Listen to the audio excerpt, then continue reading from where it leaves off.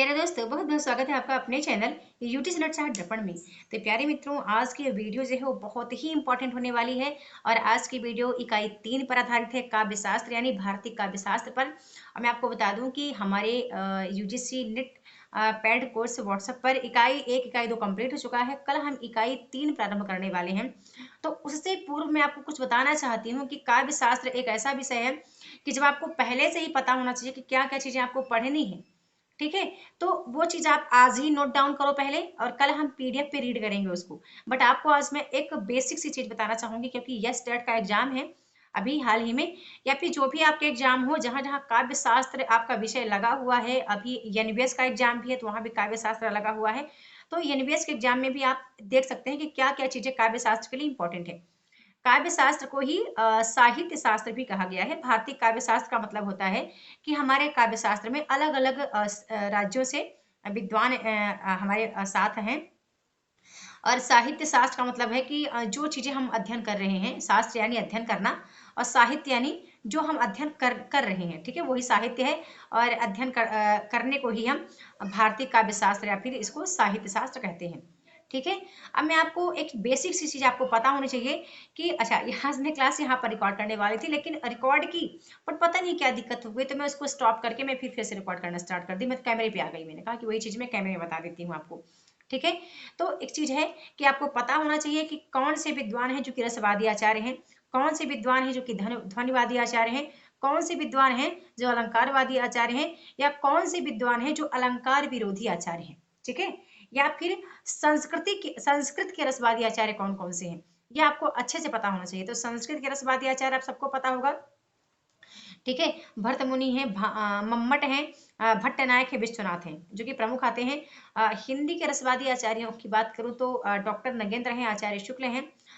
हिंदी के अलंकारवादी आचार्य की बात करूं तो केशव दास को माना जाता है। क्षमा चाहूंगी। यदि मैं काव्य शास्त्र के प्रथम आचार्य की बात करूं तो भरत मुनि को काव्य शास्त्र का प्रथम आचार्य माना गया है। ठीक है, अब आपको क्या नोट डाउन करना है, पहली बात आपको पता होना चाहिए काव्य की परिभाषा। ठीक है, काव्य की परिभाषा से आपको स्टार्ट करना है। तो आपको पता होना चाहिए कि शब्दार्थों सहित काव्यम, ये जो परिभाषा दी है काव्य के संबंध में, भामह ने दी है। फिर वहीं पर नन शब्दार्थो काव्यम रुद्रट ने दी है। फिर वहीं पर वाक्यम रसात्मक काव्यम विश्वनाथ ने दी है। फिर तदोषो शब्दार्थो सगुणा वन लंग कृति पुनः कॉपी, ये जो परिभाषा है मम्मट ने दी है। ठीक है, और भी बहुत सी परिभाषाएं आती हैं, तो आपको परिभाषाओं का पता होना चाहिए। एक दंडी की परिभाषा आती है कुछ करके, स्टार्थ है ऐसा, व्यवच्छिन्ना पदावली करके, शुरू को लाइन याद नहीं आ रही है। ठीक है, तो आपको परिभाषा अच्छे से याद करनी है। फिर दूसरी बात, आपको काव्य प्रयोजन अच्छे से पता होना चाहिए कि काव्य किस प्रयोजन से, यानी किस उद्देश्य से, प्रयोजन का मतलब ये उद्देश्य से, कि किस उद्देश्य से काव्य किया जा रहा है। तो पता होना चाहिए सबका कि भरत मुनि ने लोग मंगल के लिए बोला कि काव्य इस उद्देश्य से काव्य किया जा रहा है। फिर वहीं पर आते हैं दंडी आते हैं, तो दंडी ने कहा कि ज्ञान और यश के लिए काव्य प्रयोजन हो रहा है।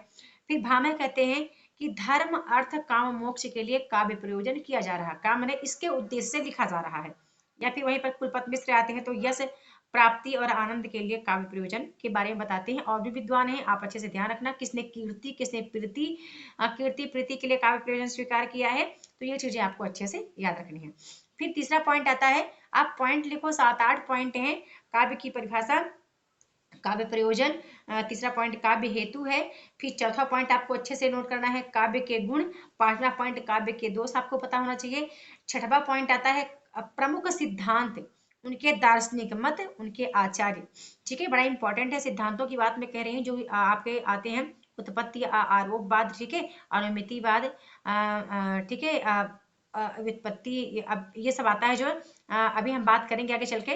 जैसे कि जो हमारे रस के आचार्य हुए हैं, चाहे लोलट्ट हो, शंकुक हो, भट्ट नायक हो, अभिनव गुप्त हो, महिम भट्ट हो, तो इनके जो दार्शनिक मत आते हैं, मीमांसा दर्शन, सांख्य दर्शन, शैव दर्शन और न्याय दर्शन, तो ये थोड़ा सा आपको अच्छे से पता रखना है। तो ये एक पॉइंट है।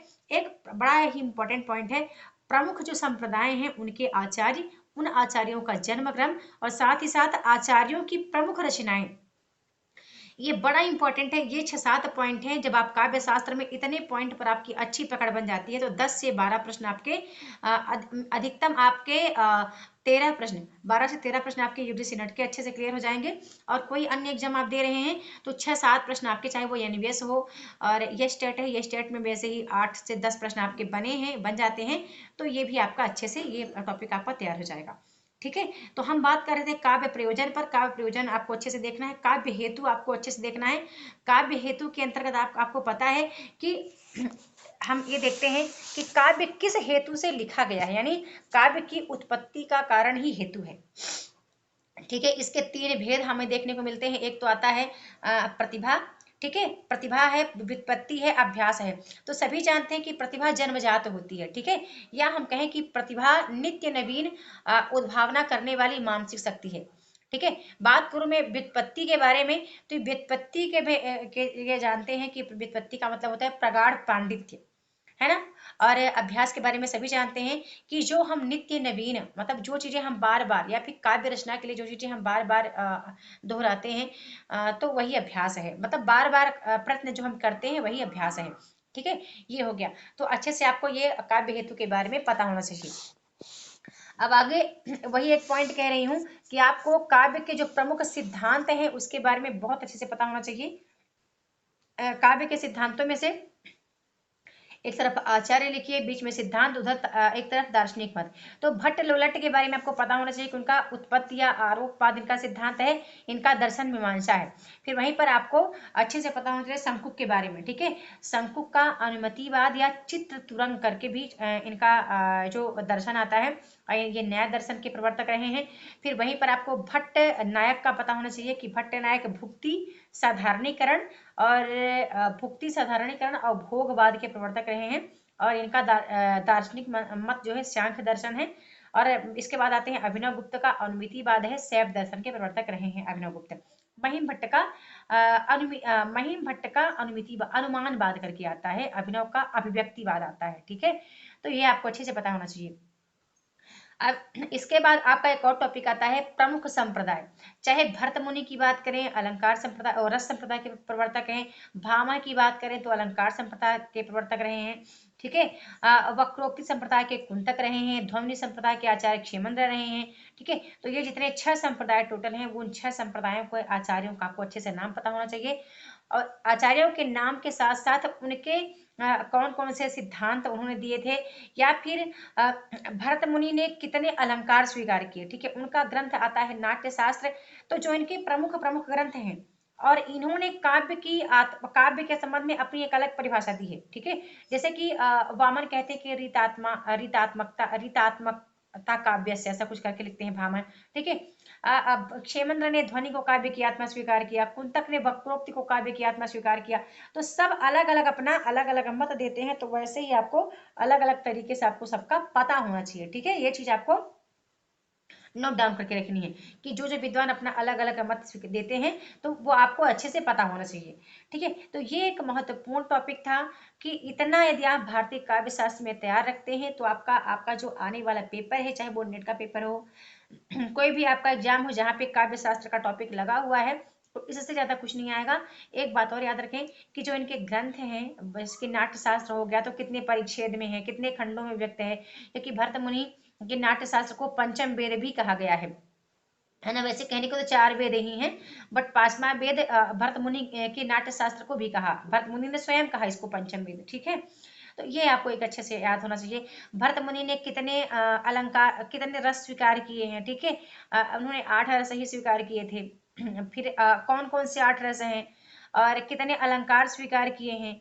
और साथ में ही जैसे कि आपको पता है कई विद्वान हैं जो गुण स्वीकार करते हैं ना, कुछ 10 गुण, कुछ लोग 10 गुण मानते हैं, लेकिन वहीं पर कुछ हमारे विद्वान हैं जो 3 गुण ही स्वीकार करते हैं, जैसे कि माधुर्य प्रसाद ओज गुण। तो इन गुणों को, इन गुणों की जो परिभाषाएं आती हैं, परिभाषाओं के साथ साथ इनके उदाहरण से रिलेटेड भी प्रश्न आते हैं कि किन पंक्तियों में प्रसाद गुण पाया गया है, या किन पंक्तियों में ओज गुण है, किन पंक्तियों में माधुर्य गुण है, या अलंकार बताना होता है।